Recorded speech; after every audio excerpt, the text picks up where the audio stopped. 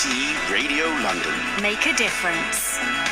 If you're out and about today, see if you can spot the increasing amount of discarded PPE littering our streets. You probably can, it's not difficult. Masks, gloves and even shields are fast becoming as ubiquitous as the usual crisp packets and chewing gum.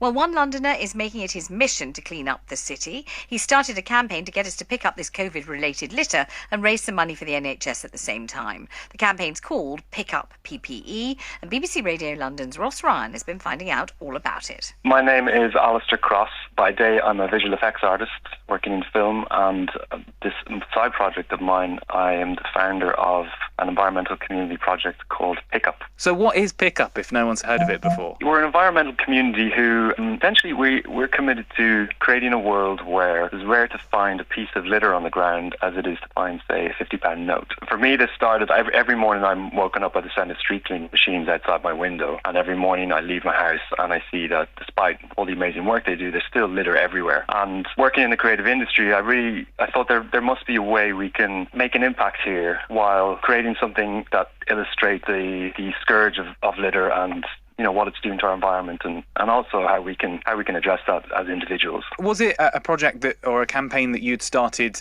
pre-COVID, or was it something that arose as a result of COVID-19? We started about a year and a half ago, and our first campaign was, we partnered with an app which essentially is a data collection tool on litter. You download it, you take a photo of a piece of litter, and it uploads it to their servers, and it collects hard evidence, the what, the where, the when of litter. I mean, within the app, you can create challenges to collect a certain target number by a certain time. We did this last year just in London, and we had almost 2,000 photos submitted through the app. And so what we did with that is we collected all the pictures and we created a giant photo mosaic. And there was kind of 2 points we wanted to illustrate with this. One being, no matter how lovely your environment from far away, when you get close and actually look, there's always litter. It's always tainted with our waste. But on a more positive spin, we wanted to really show people that every small action literally contributes to the bigger picture. So picking up something could save the life of an animal, or just aesthetically just makes for a more pleasant environment. And then during COVID-19, you've set a particular challenge on this app. What is the challenge that you've set? Absolutely, yes. So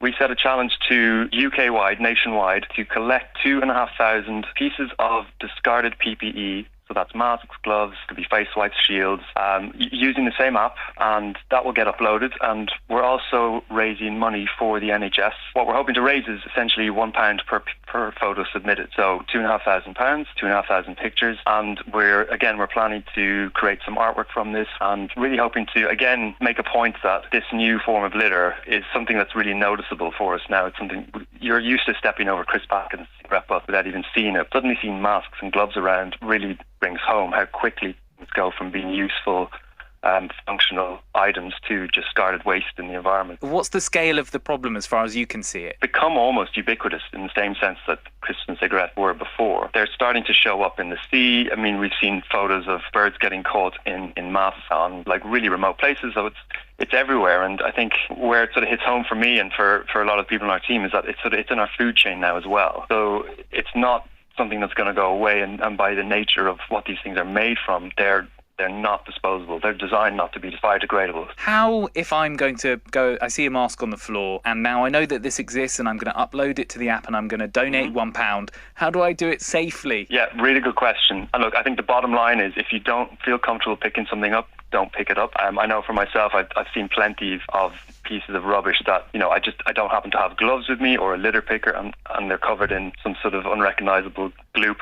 I'm probably not going to pick it up. So what I would say is, even taking a picture of it is still helping, because you're quantifying that. You're creating evidence for this mask or this glove exists here at this place at this point in time, and that will help build a bigger picture of where this litter is ending up. Just remind us what we need to do and how we do it. What I would urge people to do is really just step outside, have a look around you, see what litter there is, and just consider that everything you do actually makes a massive impact in the world around us, no matter how small. So you picking up a crisp packet, you picking up a face mask or a glove, or even just taking a picture of it, even just donating £10 to our cause will make a huge impact to the NHS, who we're raising money for, to the environment, to the animals, and to the people around you, and to your own environment. As always, please let us know about people making a difference in your area. You can email makeadifference.london@bbc.co.uk. This is from Neville, who says, "Good morning, Vanessa.